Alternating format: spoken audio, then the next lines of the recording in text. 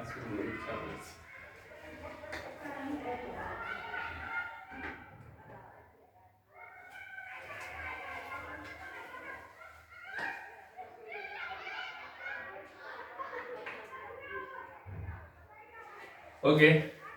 तो आज हम समझेंगे कल एक्चुअली जो नेटवर्क की इश्यू से हमारा क्लास नहीं हुआ वो टॉपिक आज हम यहाँ पे देख लेते हैं।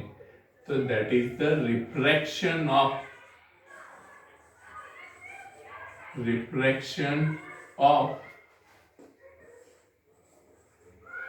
spherical refraction at a spherical surface.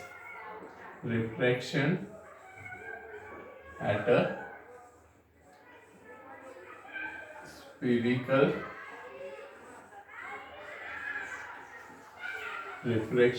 spherical surface. अब refraction at a spherical surface जब हम देखते हैं इसको दूसरे वे में हम ये भी कह सकते हैं कि relation between,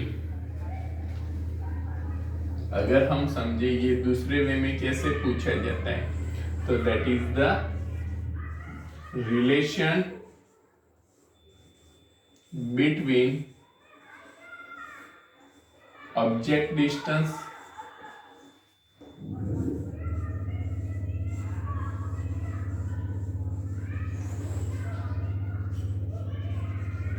image distance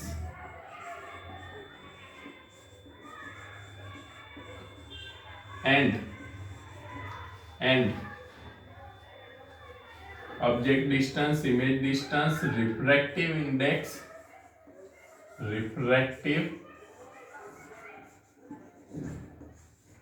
index and radius of curvature.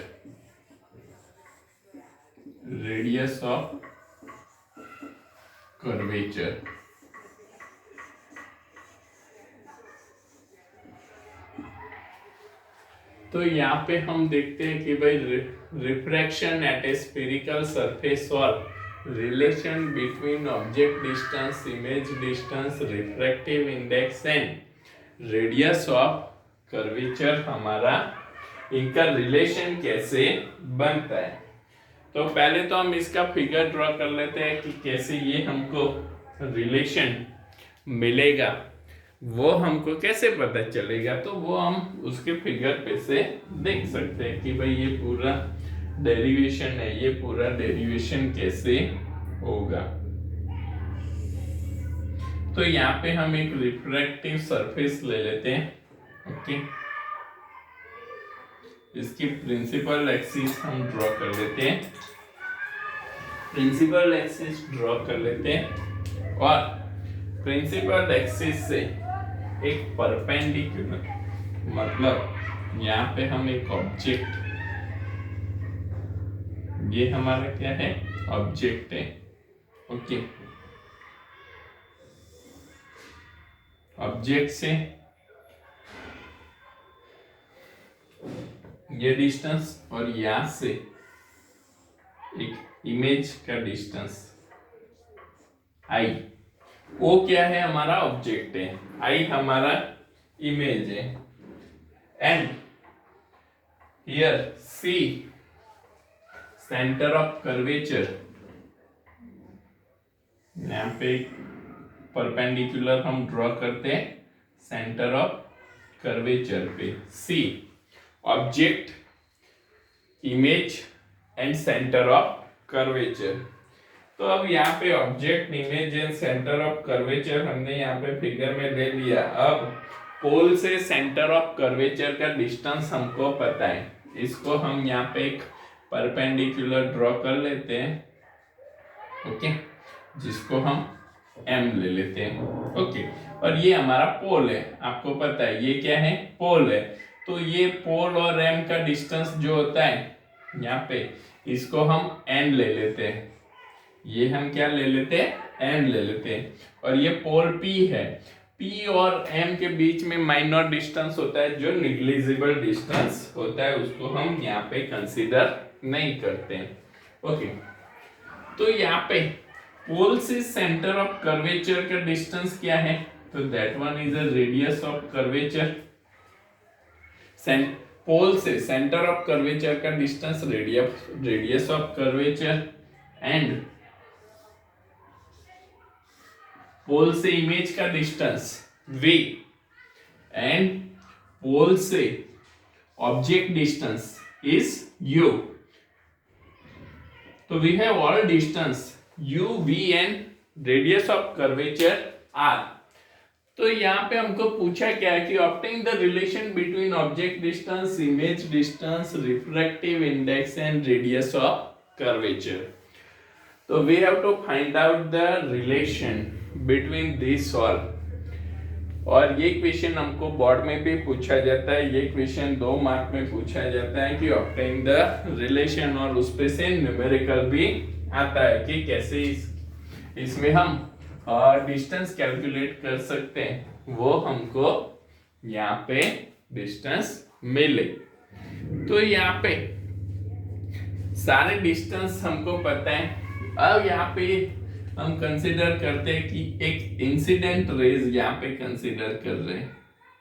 तो हमने यहाँ पे एक इंसिडेंट रेज कंसीडर किया, तो ये जो एंगल है, this angle is incident angle I. इसको हम क्या कंसीडर कर लेते हैं? Incident angle I. तो यहाँ पे हमको इंसिडेंट एंगल मिल गया, और ये जो इंसिडेंट एंगल है,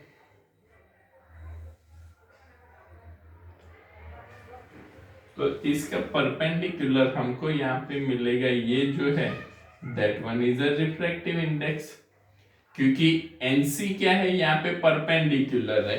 NC क्या है? परपेंडिकुलर है. तो ये जो इंसिडेंट एंगल है और ये हमारा रिफ्रैक्टिव एंगल हो जाएगा.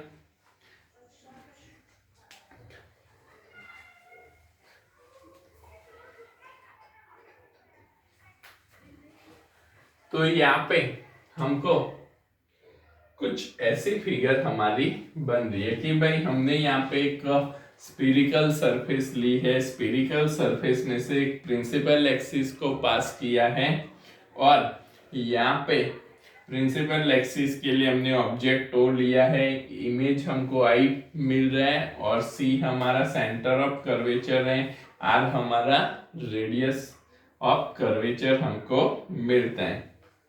तो यहाँ पे हम समझे कि भाई ये जो पूरा है, इसमें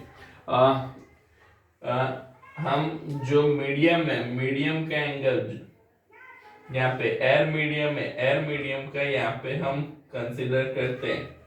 इंसिडेंट रेज जिस मीडियम से आ रहा है उसका रिफ्रैक्टिव इंडेक्स हम N1 ले रहे हैं, और दूसरे पार्ट में मतलब ये जो मीडियम से जहां से इंसिडेंट एंगल आ रहा है, that one is N1, and ये जो मीडियम है, ग्लास मीडियम है या स्फीरिकल सरफेस है, उसका रिफ्रैक्टिव इंडेक्स हम N2 कंसीडर कर लेते हैं. तो here as shown in figure,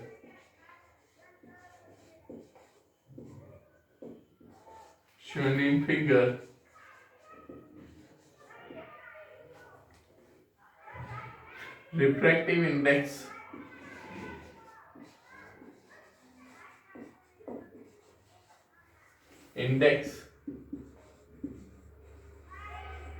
of medium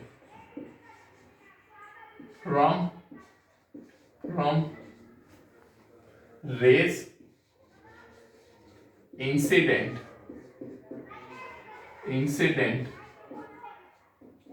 is N1, and medium refractive index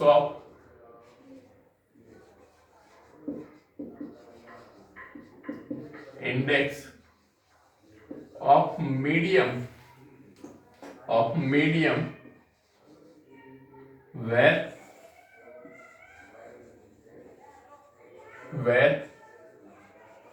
rays refracted.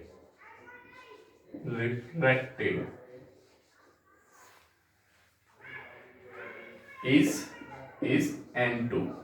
Okay भाई, कि जहां से रेज एंटर हो रहे, ओके, स्फीरिकल सरफेस पे इंसिडेंट हो रहे, उस मीडियम का रिफ्रैक्टिव इंडेक्स हम क्या कंसीडर कर लेते हैं, N1 कंसीडर करते हैं। और जहां पे रेस क्या हो रहा है, रिफ्रैक्ट हो रहा है, रिफ्रैक्ट होके ये रेस जिस मीडियम में जा रहे उसका रिफ्रैक्टेड इंसिडेंट इन उसका जो रिफ्रैक्शन इंडेक्स है, रिफ्रैक्टिव इंडेक्स है, उसको हम कंसीडर कर लेते हैं N2। तो ये मीडियम, मतलब ये समझो कि ये एयर मीडियम है, तो ये N2 क्या है, ग्लास मीडियम है या वाटर मीडियम है या anything, oil is there, anything is there.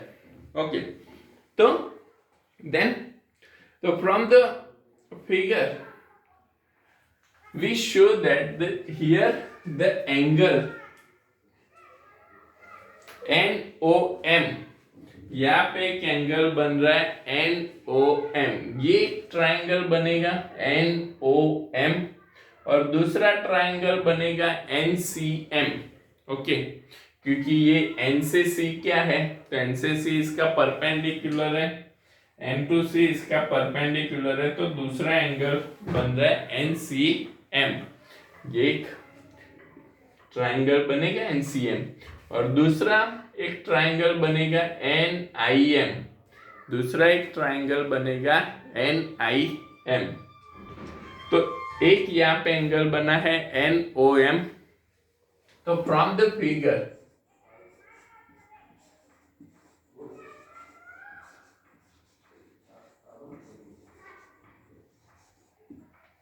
Angle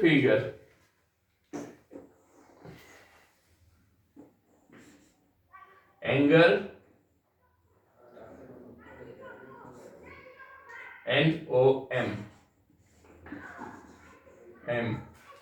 is equals to, अब यहाँ पे एंगल NOM, ये एंगल हम कंसीडर करते हैं, तो यहाँ पे ये एंगल कंसीडर कर रहे हैं। अब जब हम ये एंगल ले रहे हैं तो यहाँ पे हम tan अप्लाई करते हैं। जब ये एंगल में हम tan अप्लाई करते हैं तो यहाँ पे क्या होगा, तो हम tan अप्लाई कर रहे हैं तो tan थीटा या tan एंगल, अब यहाँ पे ये भी लिख सकते हो tan angle NOM is equals to क्या होगा, perpendicular upon base. tan NOM is equals to perpendicular upon base. तो यहाँ पे एंगल NOM में परपेंडिकुलर क्या हुआ, तो NM इज अ परपेंडिकुलर, तो NM यहाँ पे क्या है, परपेंडिकुलर है, तो NM परपेंडिकुलर ले लिया। और बेस क्या है, तो बेस यहाँ पे है OM, बेस हमारा क्या है, OM है। तो एंगल NOM हमारा क्या हो जाएगा, NM by OM। Same as here we consider the triangle NCM। दूसरा एक ट्राइंगल हम कौन सा कंसीडर कर रहे हैं, तो that one is a NCM। तो tan angle NCM, tan angle NCM, तो tan एंगल NCM हमारा क्या हो जाएगा, तो tan एंगल NCM अगर मतलब NCM ले रहे, अब यहाँ पे फिगर में देखो कि जब हम NCM कंसीडर कर रहे हैं तो at that time the angle C we can apply the tan at the angle C। तो एंगल C पे जब हम लेते हैं तो इसका परपेंडिकुलर क्या हो जाएगा, NM is a perpendicular, NM इसका क्या है, परपेंडिकुलर है, and MC is a base, तो MC इसका क्या हो जाएगा, बेस हो जाएगा। तो tan एंगल NCM, समझना ये NCM है, तो tan एंगल NCM हमारा क्या हो जाएगा बेटा, NM by MC। Same is tan angle NIM, tan angle NIM क्या है, तो tan एंगल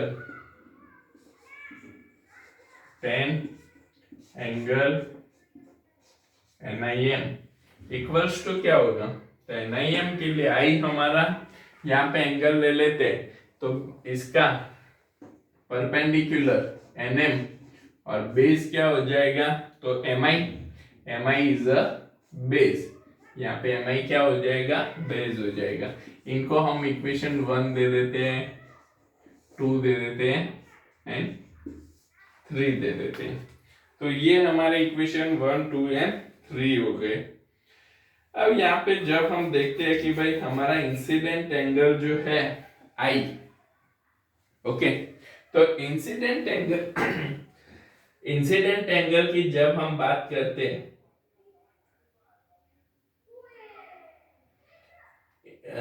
तो इंसिडेंट एंगल के एक्सटीरियर एंगल की जब हम बात करें तो ये तो आई तो क्या हुआ इंसिडेंट। आप लोग 10th स्टैंडर्ड के मैथमेटिक्स में ट्रिग्नोमेट्री में पढ़ चुके होंगे कि exterior angle is equals to summation of interior angle of the triangle. तो जो भी ट्रायंगल है उसके इंटीरियर एंगल जो है उसका is equals to summation of exterior angle क्या है, तो is equals to summation of both the interior angle। तो यहाँ पे जब हम ट्राइंगल NOC की बात करते हैं कि when we are consider the triangle NOC for triangle NOC for triangle NOC, समझना NOC। अब ये NOC ट्राइंगल के लिए ये आई एंगल तो क्या हुआ एक्सटीरियर हो गया। अब ये एक्सटीरियर हो गया, इसका ये एंगल समझना, ये एक्सटीरियर हो गया, ये एंगल और ये एंगल इसका O angle and C angle इसका क्या हो गया, तो ये तो दोनों इसके इंटीरियर हो गए। तो for triangle NOC I is exterior angle. I क्या है, refractive index, sorry incident angle जो है, इंसिडेंट एंगल I यहाँ पे क्या है, तो इंसिडेंट एंगल I यहाँ पे दोनों का समेशन। अब बताओ कि I तो एक्सटीरियर एंगल हो गया, अब दोनों का समेशन कौन सा एंगल होगा, तो ये NOC एंड NCO, ये दोनों का समेशन हो जाएगा N ट्राइंगल NOC ले रहे तो NOM NCM, ये दोनों एंगल हो जाएंगे, ये एंगल हुआ और ये एंगल हुआ। अब दोनों एंगल के लिए हम यहाँ पे लिख सकते हैं कि I इक्वल्स टू, I हमारा एक्सटीरियर एंगल, ओके, और इनके दोनों इंटीरियर एंगल कौन से हो गए,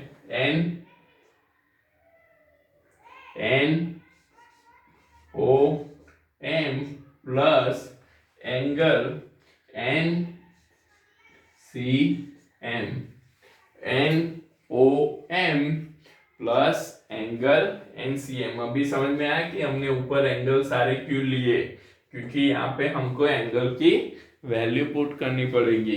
तो यहाँ पे इसको हम इक्वेशन ये 3 हो जाएगा, तो यहाँ पे इसको हम इक्वेशन 4 दे देते हैं कि भाई जो हमारा इंसिडेंट एंगल है, incident angle is summation of the angle NOM plus NCM। अब एक तो ये इंसिडेंट एंगल हो गया, दूसरा एंगल अगर हम ट्राइंगल NIO की बात करें, अगर हम ट्राइंगल NIO की बात करें, ओके, या नहीं तो हम ट्राइंगल NCI की बात करें, ये ट्राइंगल हम कंसीडर करते हैं, NIO तो बड़ा हो जाएगा, NCI, ये ट्राइंगल की जब हम बात करते हैं तो यहाँ पे ट्राइंगल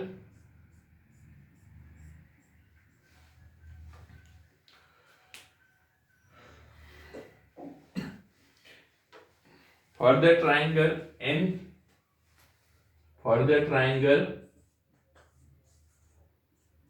NCI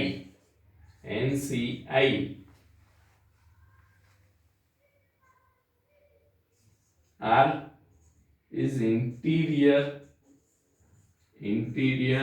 एंगल। R यहाँ पे क्या है, इंटीरियर एंगल, ये चीज ध्यान में रखना, ठीक है। इंसिडेंट एंगल तो यहाँ पे एक्सटीरियर है, बट I जो R है हमारा, ओके, रिफ्रैक्टिव एंगल है, रिफ्रैक्टिव एंगल हमारा यहाँ पे इंटीरियर एंगल है।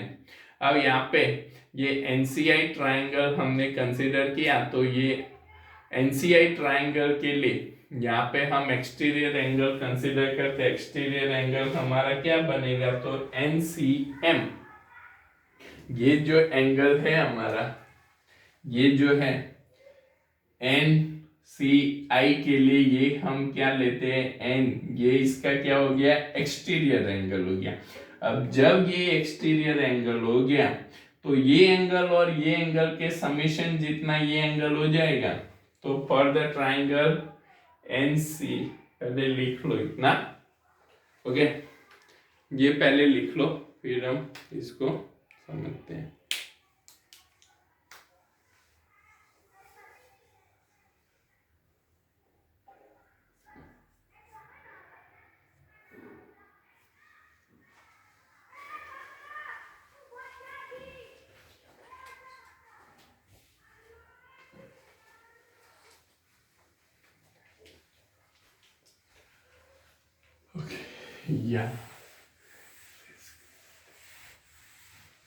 यहाँ पे इरेज कर लेते हैं, यहाँ से लिखते हैं क्योंकि फिगर रखना पड़ेगा। तो अब हम किसकी बात कर रहे हैं, for the triangle NCI, and that is a interior angle, and यहाँ पे एनसीएम इसका क्या है, एक्सटीरियर एंगल। तो यहाँ पे इसको हम कैसे लिख सकते हैं, तो angle NCM equals to angle NIC, ये एंगल हो गया एनआईसी, ये एंगल हो गया ना आई वाला, प्लस ये एंगल हो जाएगा प्लस एंगल आर, मतलब हम ये ले सकते हैं आई एन सी, तो वो तो क्या है, आर है, तो उसको हम लिख लेते हैं रिफ्रैक्टिव एंगल आर। तो angle NCM equals to angle NIC plus R, इसको हम ले लेते हैं इक्वेशन 5, इसको हम इक्वेशन 5 ले लेते हैं, ओके। अब यहाँ पे एंगल एनसीएम भी हमको पता है, एनआईसी भी पता, एनआईसी भी हमको यहाँ पे पता है, सारी वैल्यू हम यहाँ पे पुट कर लेते हैं। तो यहाँ पे दो एंगल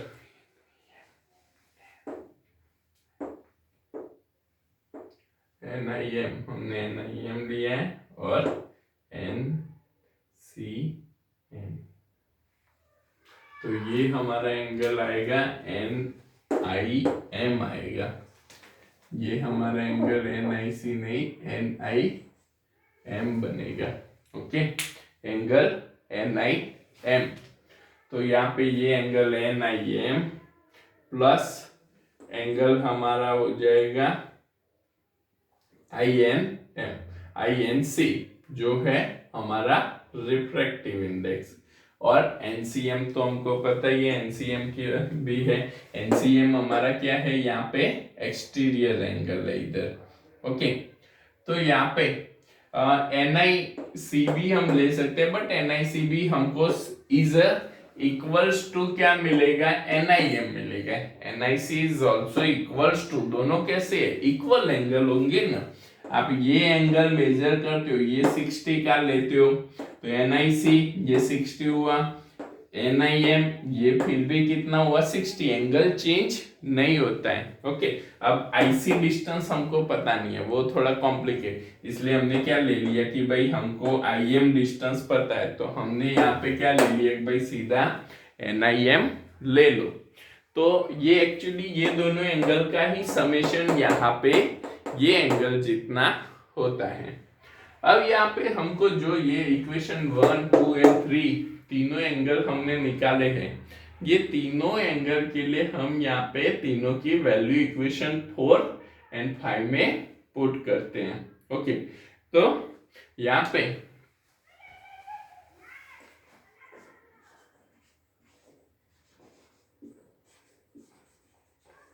पुट द वैल्यू इन, पहले इक्वेशन 4 में पुट करते हैं, इक्वेशन 4।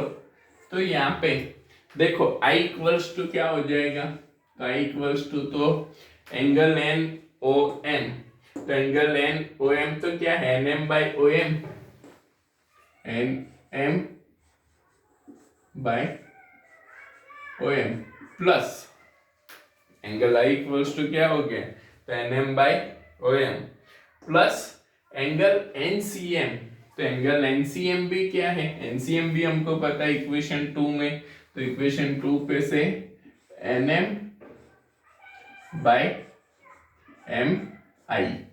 ओके, तो यहाँ पे incident angle I equals to क्या हो गया N M by O M plus N M by M I. अब यहाँ पे आप फिगर में देख लो कि भाई एन एम डिस्टेंस तो हमको पता नहीं है, उसको छोड़ दो। ओके, एन एम डिस्टेंस हमको पता नहीं है तो उसको छोड़ दिया। फिगर में देखो ओ एम डिस्टेंस आपको पता है, तो ओ एम तो पता है भाई, O M is object distance, O M क्या है ऑब्जेक्ट डिस्टेंस है। और एम आई क्या है, तो एम आई क्या है भाई, M I is image distance, तो object distance O M and M I distance image distance दोनों हमको पता है, दोनों की वैल्यू पुट करो तो ऑब्जेक्ट डिस्टेंस पता है ना, तो ऑब्जेक्ट डिस्टेंस तो यहाँ पे क्या आएगा N M, same to same रखो, ओ एम की जगह पे क्या हो जाएगा object distance u plus N M divide by image distance क्या हो जाएगा v।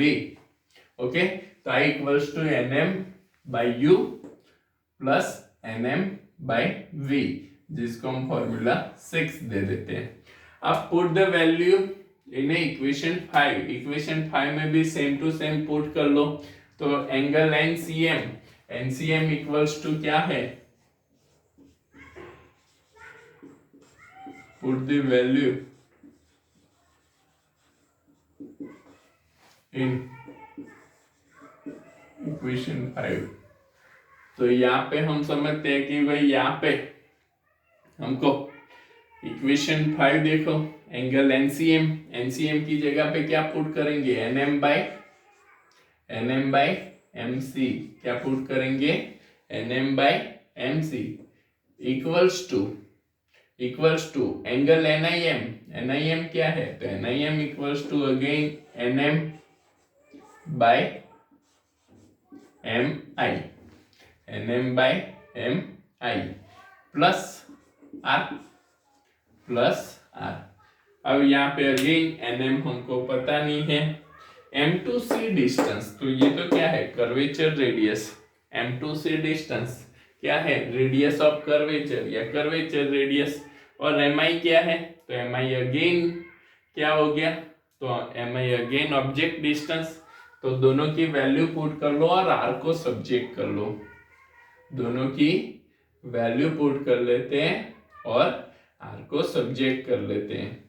तो यहाँ पे आर को जब हम सब्जेक्ट करते हैं तो आर इक्वल्स टू क्या हो गया एन एम बाय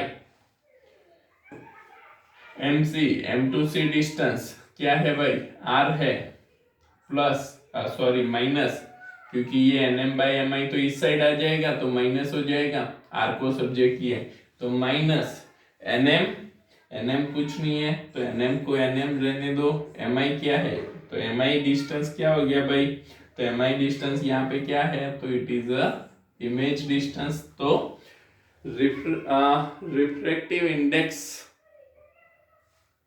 या यहाँ पे refractive angle R equals to N M by R minus N M by V, इसको अगेन फॉर्मूला 7 दे दो, इसको क्या दे दो फॉर्मूला 7। ओके, तो ये हमको यहाँ पे इंसिडेंट एंगल और रिफ्रैक्टिव एंगल दोनों मिले। अब यहाँ पे दोनों पे से हम समझते हैं,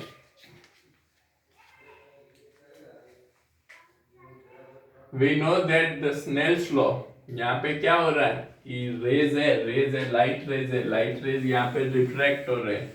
अब लाइट रेज जब रिफ्रैक्ट होते हैं तो at that surface, at that interface, we can apply the Snell's law. Okay. तो फॉर दैट सरफेस यहाँ पे कहाँ पे ये जो स्फेरिकल सरफेस हमको दिया है, स्फेरिकल सरफेस पे लाइट रेज क्या होते हैं, कोई भी एक मीडियम से दूसरे मीडियम में लाइट रेज जाते हैं तो क्या होता है, रिफ्रैक्शन होता है। और जहाँ पे रिफ्रैक्शन होता है वहां पे हम क्या करते हैं, स्नेल्स लॉ लगाते हैं। तो ये पॉइंट पे हमको रिफ्रैक्शन मिलेगा।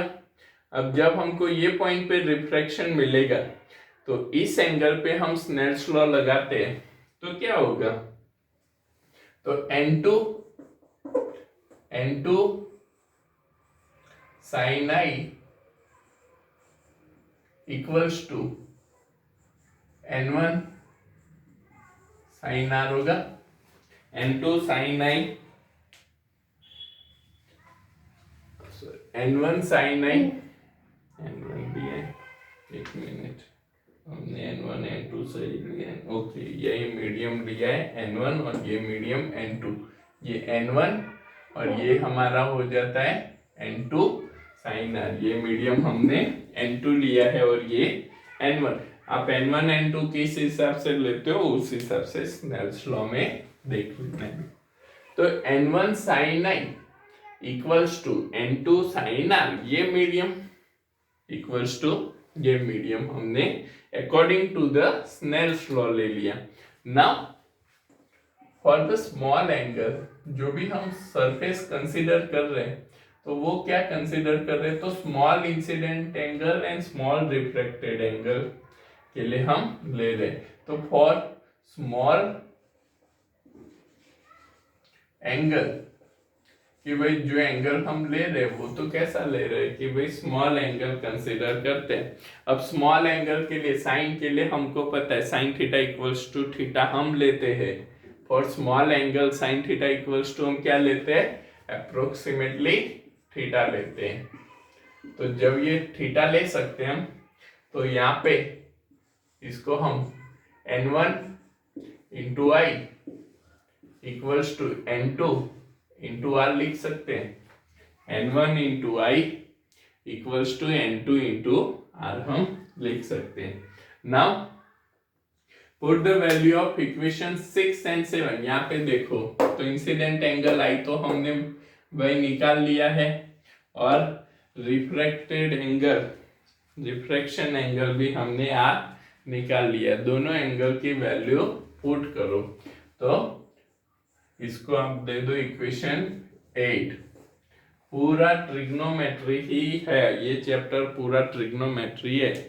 ओके, सिर्फ इसके ट्रिग्नोमेट्री के फॉर्मूला आप फिगर पे से डिराइव करते जाओ और वो फॉर्मूला की वैल्यू थोड़ी पुट करते जाओ, ठीक है। तो थोड़ा याद रखने का ट्राई करो ट्रिग्नोमेट्री और थोड़ा समझने का ट्राई करो तो हो जाएगा। तो n1i इक्वल्स टू n2r। अब i की वैल्यू पुट करो तो i आपको पता ही है n1 into nm by u plus nm by v is equals to n2 into r हमको पता है nm by R minus nm by v। Okay, तो जब हम फॉर्मूला में देखते हैं तो nm nm तो कैंसिल हो जाएगा दोनों साइड से, तो nm दोनों साइड से कॉमन लेके हमने कैंसिल कर दिया। तो n1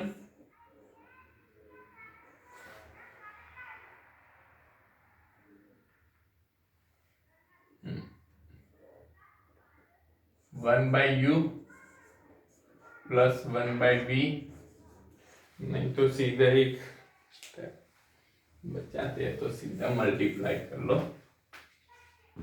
तो सीधा मल्टीप्लाई करते हैं, भाई समझ लेना है nm nm क्या है, दोनों साइड से हम कैंसिल कर लेते हैं। तो n1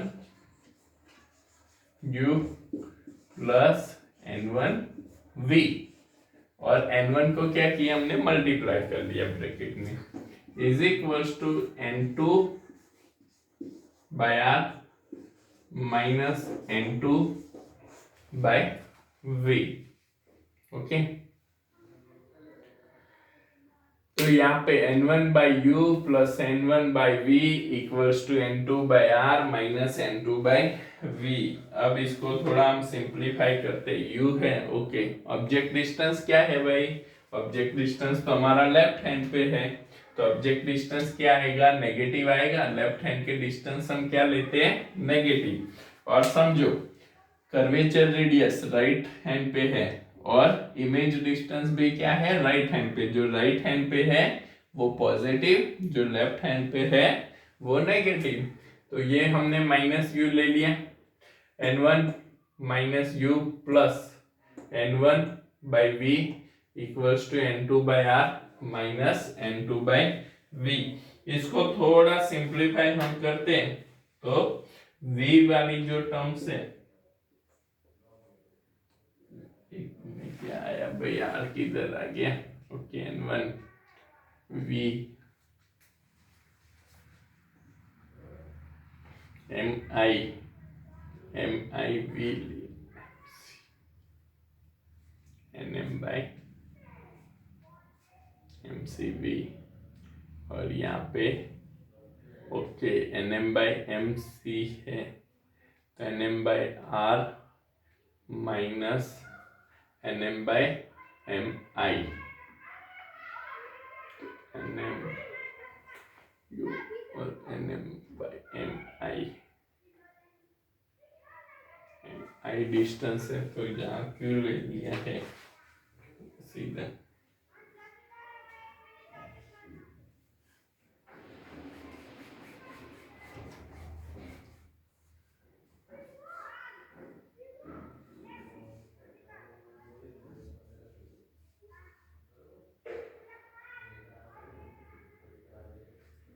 M N M I।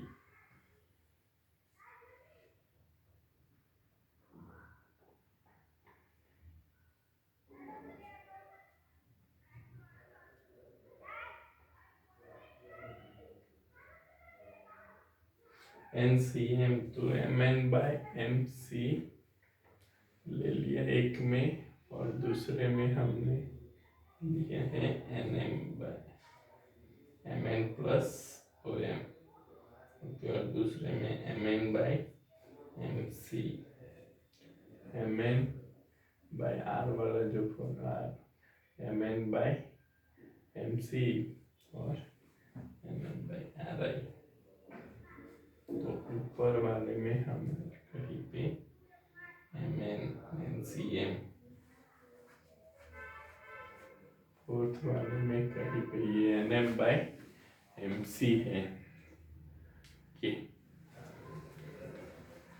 ये NM बाय MC है।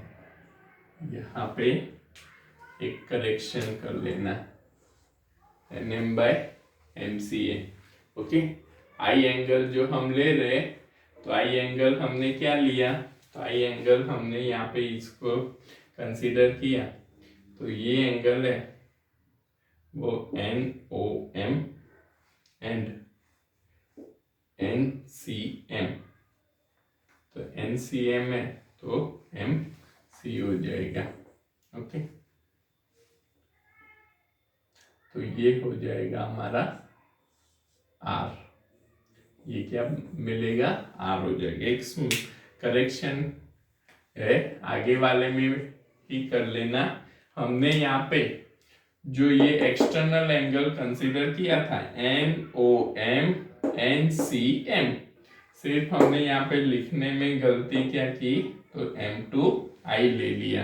अब M2I तो V हो जाएगा, बट यहाँ पे NCM लेना है, तो NCM ये एंगल हो जाएगा। तो NCM के लिए ये क्या आ जाएगा? तो NM बाय MC। तो NM बाय MC हुआ, तो MC तो यहाँ पे क्या हो जाएगा? R हो जाएगा। ओके, तो यहाँ पे ये हमारा I की जगह पे आएगा VR, और ये भी क्या हो जाएगा? R हो जाएगा। ये हमारा हो जाएगा R। N1 by minus u plus n1 by r equals to n2 by r minus n2 by v। अब r वाली टर्म्स को एक साइड में कर लो। ओके, तो यहाँ पे ये u वाली टर्म्स को उस साइड ले जाते हैं, तो समझ लो कि आपका n1 by u नेगेटिव है, उस साइड गया तो positive minus n2 by v, और इसको इस साइड ले लो तो equals to n1 by r minus n2 by r। Okay, तो n1 by u minus n2 by v equals to n1 by r minus n2 by r। अब यहाँ पे तो डिनोमिनेटर सेम है तो हम क्या लिख सकते हैं, n1 माइनस n2 लिख सकते हैं।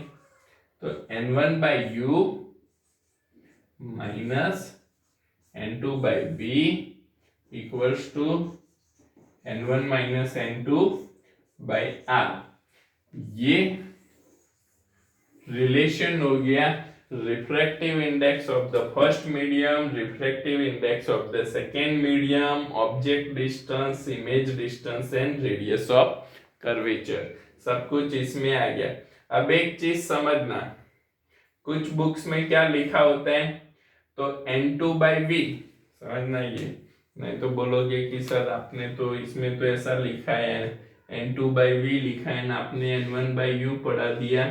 तो n2 by v माइनस को कॉमन ले लिया, अब माइनस को कॉमन ले लिया तो ये प्लस हो गया, इसको माइनस से मल्टीप्लाई करो तो ये माइनस हो गया, ये प्लस हो गया n1 by u, तो इसको भी भाई माइनस से मल्टीप्लाई करना पड़ेगा, इस साइड कर रहे हो तो इस साइड भी करना पड़ेगा।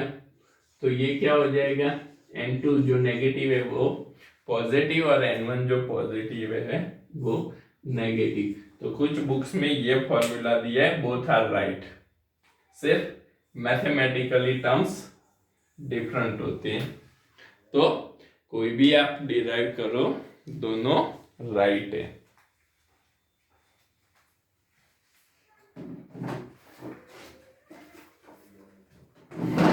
तो ये हो गया हमारा relation between the refractive index of the first medium, second medium, object distance, image distance and radius of curvature.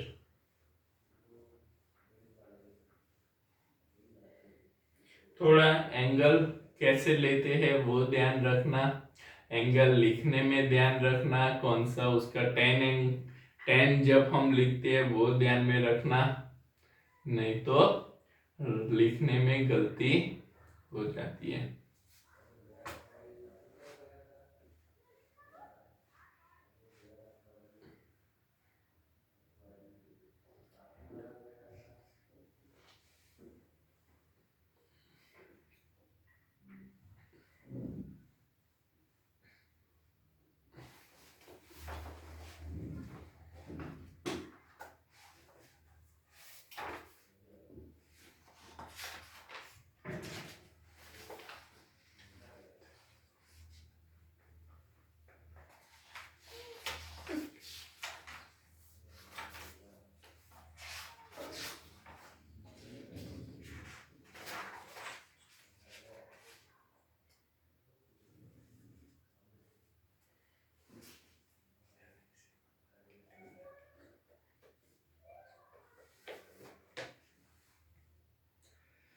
Okay, इस पे से एक इलिस्ट्रेशन समझते हैं। इलिस्ट्रेशन 9.6,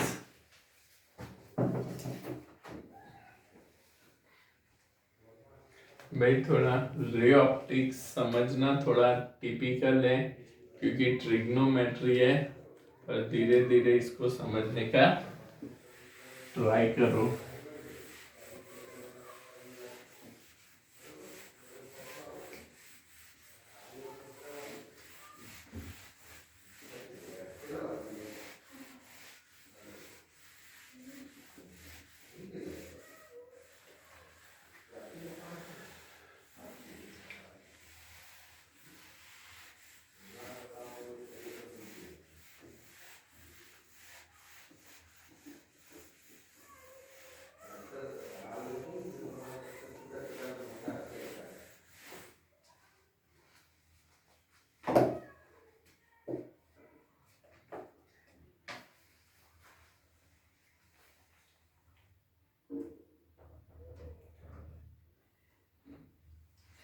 ओके, तो अभी इल्यूस्ट्रेशन 9.6 देखते हैं हम। ओके, तो इल्यूस्ट्रेशन 9.6 क्या दिया है भाई इल्यूस्ट्रेशन 9.6 में?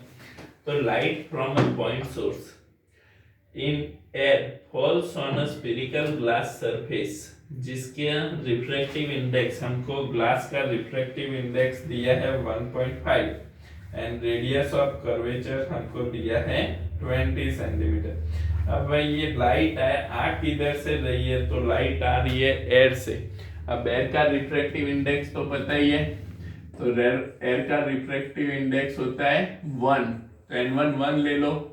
और जो ग्लास मीडियम है, ग्लास मीडियम का रिफ्रैक्टिव इंडेक्स हमको दिया है 1.5 और कर्वेचर रेडियस हमको दी है 20 सेंटीमीटर। तो 1.5 curvature radius R equals to 20 centimetre. Okay, R equals to 20 centimetre. The distance of the light source from the glass surface is 20 centimetre. कि भाई जो लेजर या कुछ भी है लाइट सोर्स, वो लाइट सोर्स का डिस्टेंस हमको क्या दिया है? तो लाइट सोर्स का डिस्टेंस हमको दिया है 100 सेंटीमीटर। बट यू तो क्या होता है? Object distance. यू क्या होता है? Object distance.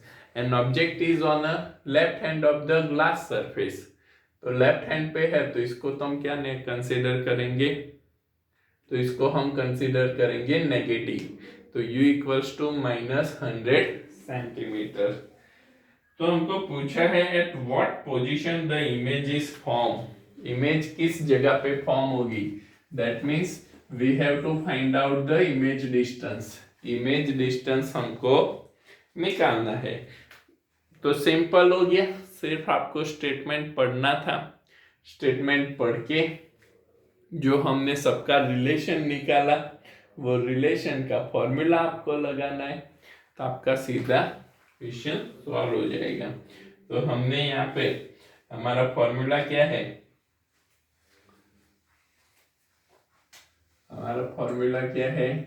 तो N2 by V minus N1 by U, N1 by U equals to N2 minus N1 by R।